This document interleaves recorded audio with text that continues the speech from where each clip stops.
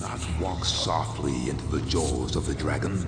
Do not accept the loathsome embrace of the beast at the heart of the horror, but instead discover that fearsome face, teeth bared, eyes aspark with ice-cold hate, sinews braced for the fall. And yet, I feel the beast does not await me at the maze's dark core. I am on the edge of knowing, and yet I am afraid that the knowledge will cause me to walk, a willing sacrifice, into the jaws of the dragon. God damn it, Mike. I said Prozac, not prosaic. No, whatever helps, I guess. Hey guys, a quick bit of housekeeping to take care of before we get, really into things. This...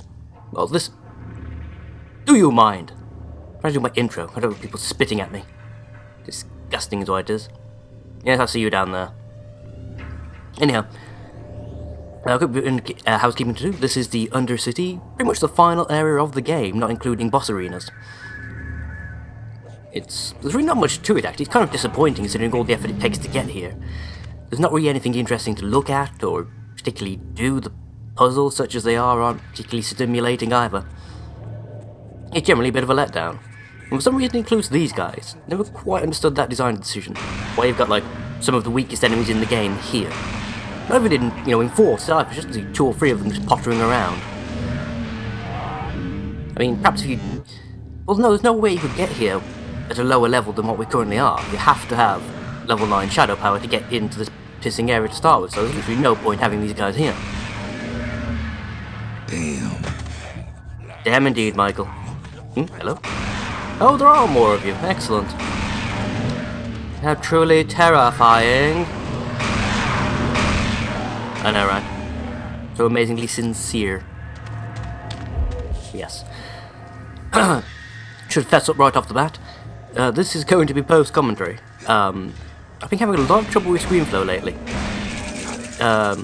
For this, and I think the next episode as well, basically ScreenFlow decided not to record any audio from my microphone. So I sat there talking for, 40, 50 minutes, and ScreenFlow didn't actually record a damn single bit of it. Which was nice of it, I'm sure you all agree. I think I enjoy more than spending hours and hours of my time redoing stuff I've already technically done. There's anything better to do. For once this weekend I actually did.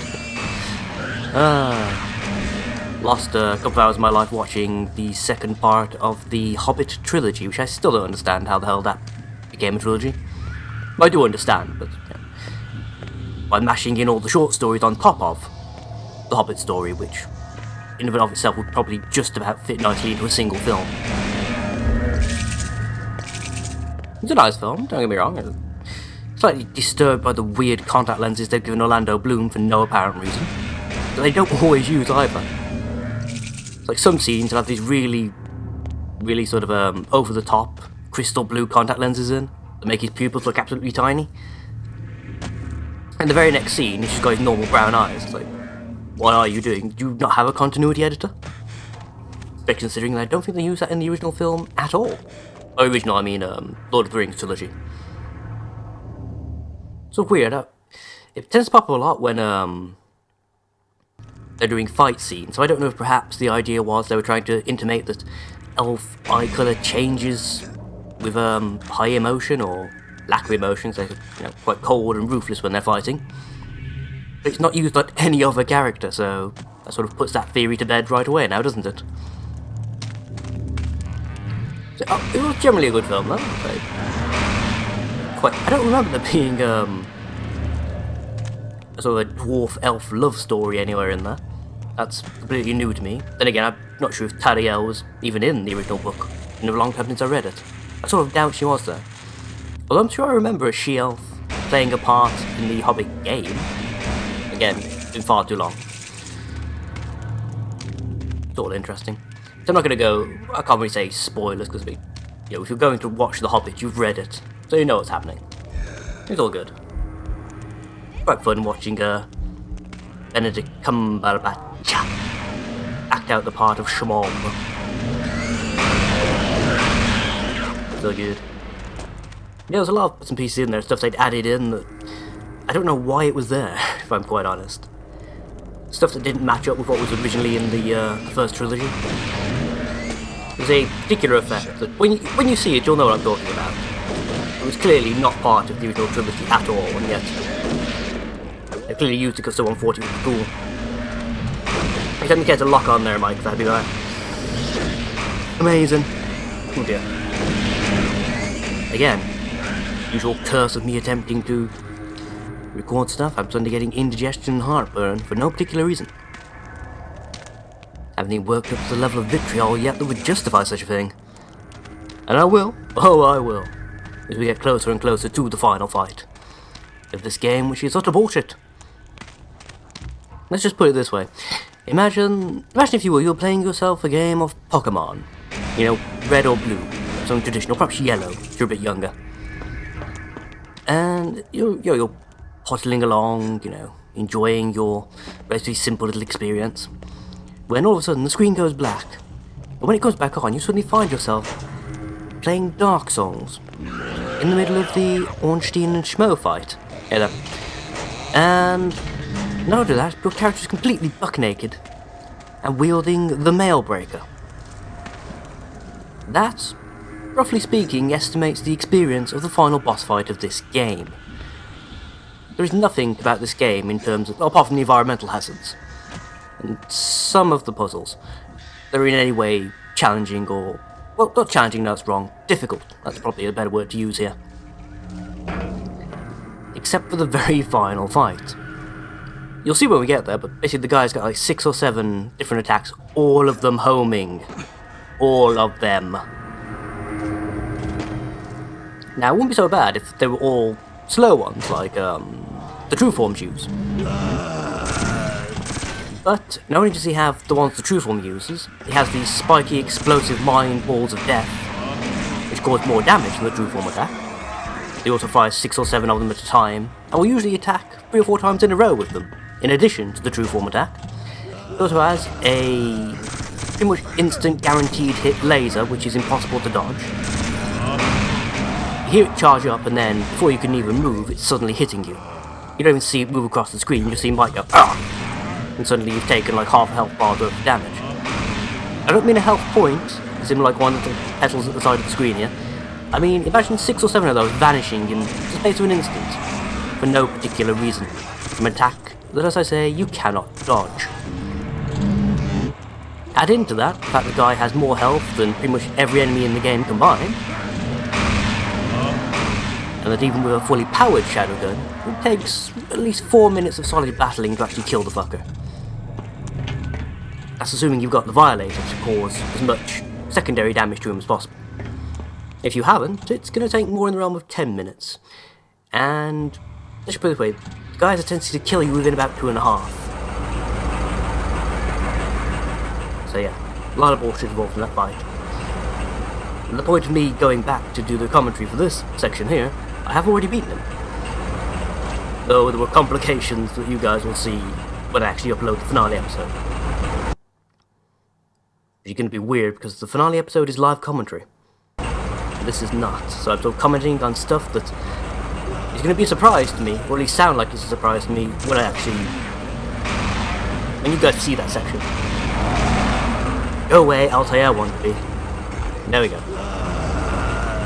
Surprise, surprise. Suddenly Mike was shooting you in the face. Don't know why the Transformers theme made a bit of an intro there. Rather strange. Not overly important. Can't remember how to get in there. It's completely caged off by the look of it.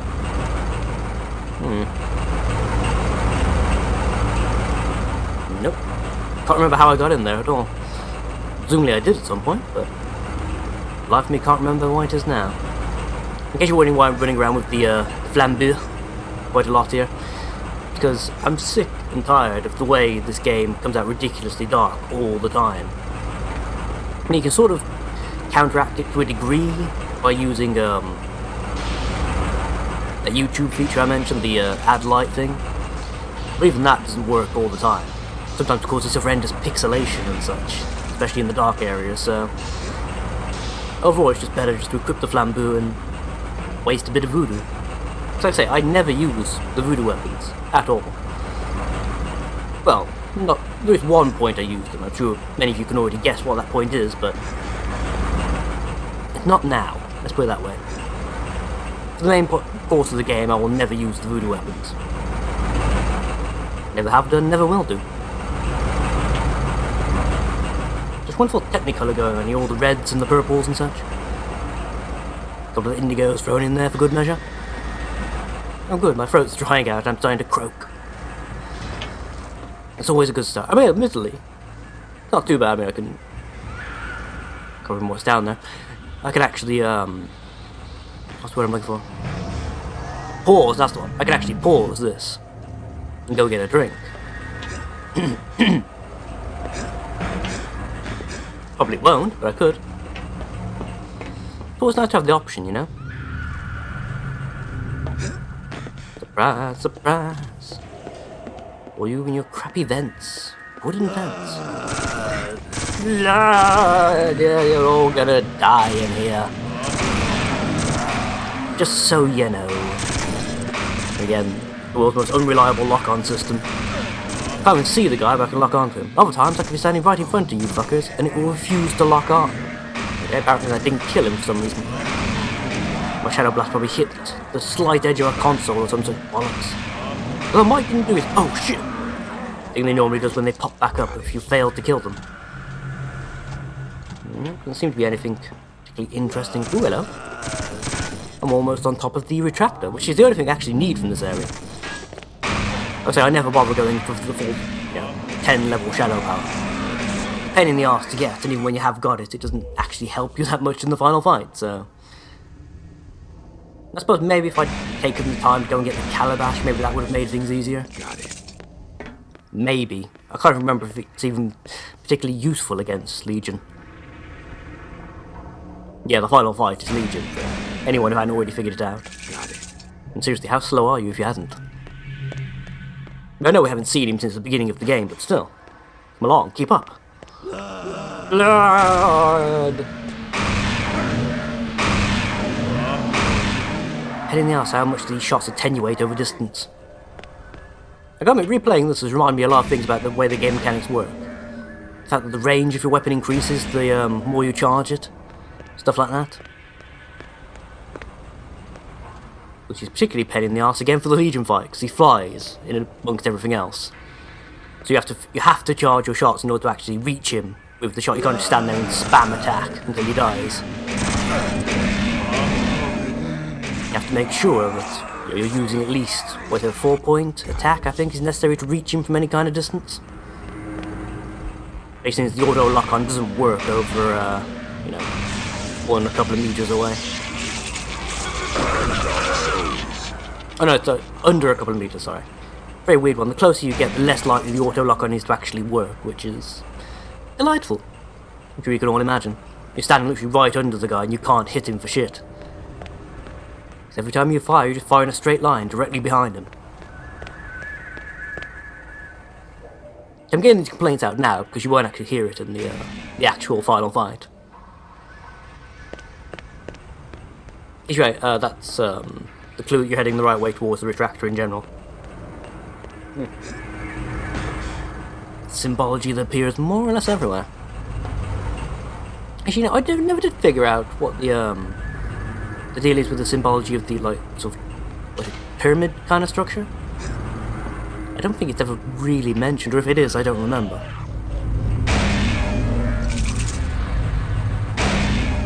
More voodoo?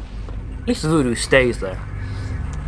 Found out the hard way that even the souls you find in barrels and shit, that doesn't stop there. That will eventually just vanish. We've got more than enough Cadillacs for another point of health, which I want to say I do get at some point. I must do. I remember going into the boss fight with at least one more point of health than this, so yeah, I must do at some point. Oh dear, and that's where the mistake is made. I say mistake. There was a chance to go explore another area and I completely missed it. Hopefully it's nothing important. I say that, nothing particularly important here. I don't think there's even that many Dark Souls. It's like one or two of them scattered around. Most of the Dark Souls you get in this area come from fighting true forms. And just once you've seen that particular fight once, you've seen every other fight that will ever involve a true form. There's not really like difficult ones where you get like two at a time, like we did in was it the playrooms or one of the engine block sections? Yeah, whatever. Yeah, either way, there's nothing particularly challenging. It's literally just every now and again you'll find a room with a true form in it, and be necessary to murder the shit out of it. As I believe Gandhi said. Anyone? Anyone at all? Ah, good, I do remember. See, I was trying to remember that when I am in well-lit areas such as this, to put the flambeau away, to conserve voodoo. I mean, obviously I forget. Quite a lot, apparently. What the hell was I even doing here?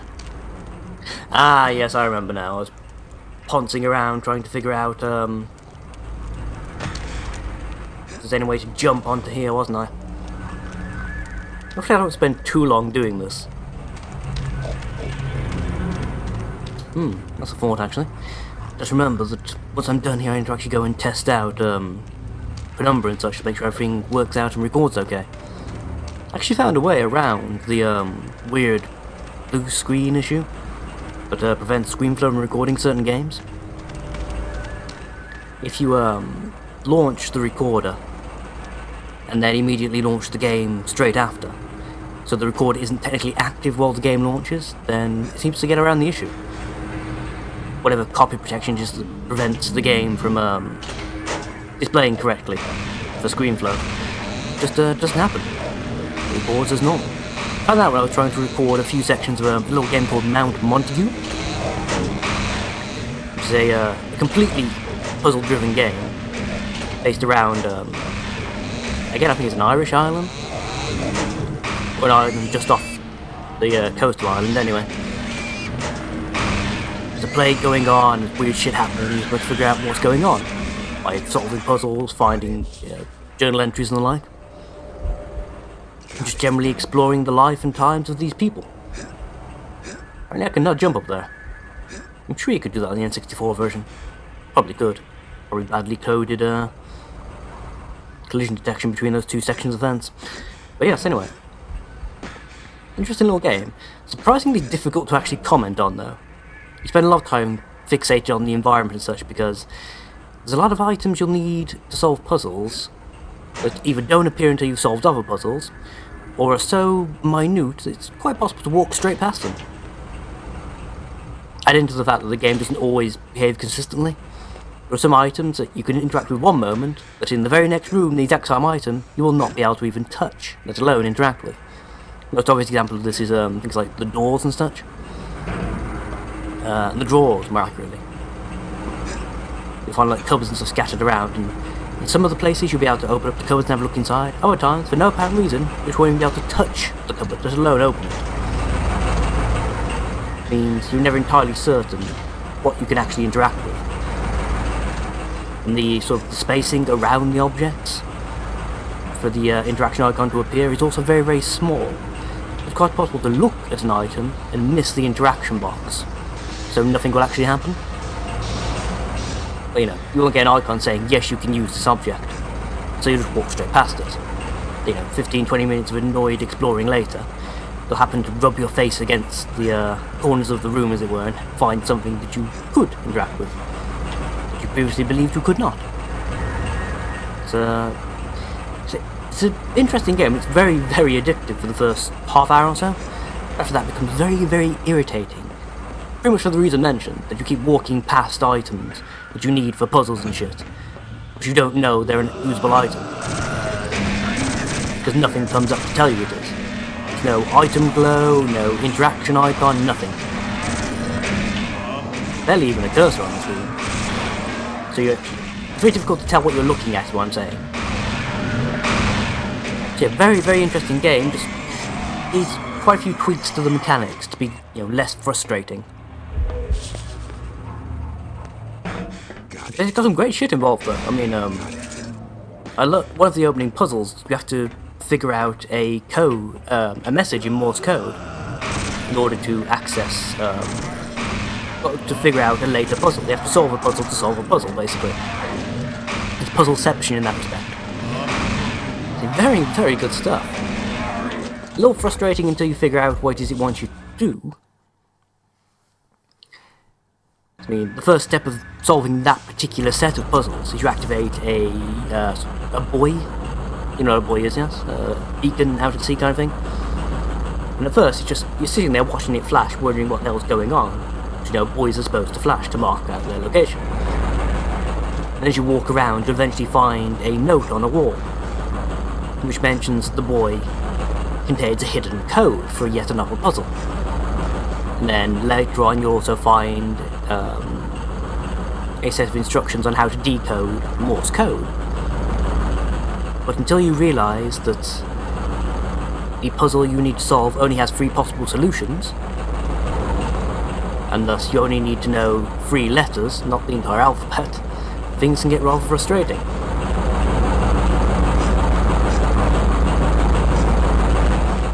Even then, it's somewhat tricky to puzzle things out. Surprise! Suddenly Michael Leroy. Interestingly enough, later on we'll hear it pronounced Leroy. Very, very strange pronunciation done by, I want to say Jack. Yeah, it's Jack, isn't it? For some reason he pronounces Mike's name differently than everyone else in the game. I'm not entirely certain why. Perhaps they're trying to emphasise his Britishness, or I don't know. I don't think of any reason that Mike's name would be pronounced differently in the UK than it is, you know, right here. But apparently they seem to think there would be a reason for that to be so, and so it was. Blood! I just you could hear my headphone wire smacking against my desk there. Just shifted my position a bit, and well, you know how that always works out for me. Gentlemen, I use that term incredibly loosely. Surprise, surprise, get the fuck out of the way. I really hate it when they do that. One of the other character model runs in front of the one you're actually shooting at. Because the hitbox extends quite a distance around the actual character model, they take the damage in place of the one you're actually trying to hit. It was even vaguely intentional to be quite cool, really, watching them, you know, sacrifice themselves for each other. But since it's not, it's just, you know, imprecise. Hello. There be the retractor that I need. There's also a way of jumping down to the lower levels to gain extra Govy, but quite frank, I really don't think it's worth me showing the extra 10 minutes of me figuring that out. I'm just going to cut it after I actually get the retractor. You know, that's kind of the important part of this. I've already stated that I don't really care about collecting Govy after this. I'm not going for level 10, so, you know. That said, if you guys do want a proper walkthrough for this game, I'd recommend, Hibson, I think that's his name. He does actual game walkthroughs, not LPs. If you want to know what the difference is, a walkthrough includes every single collectible and such in a game of any sort, side quests and a lot, and is also without commentary. Now that could be useful. Just pure gameplay. Yeah, that's retractor number 3. So I'm going to cut it here and see you guys in the next episode.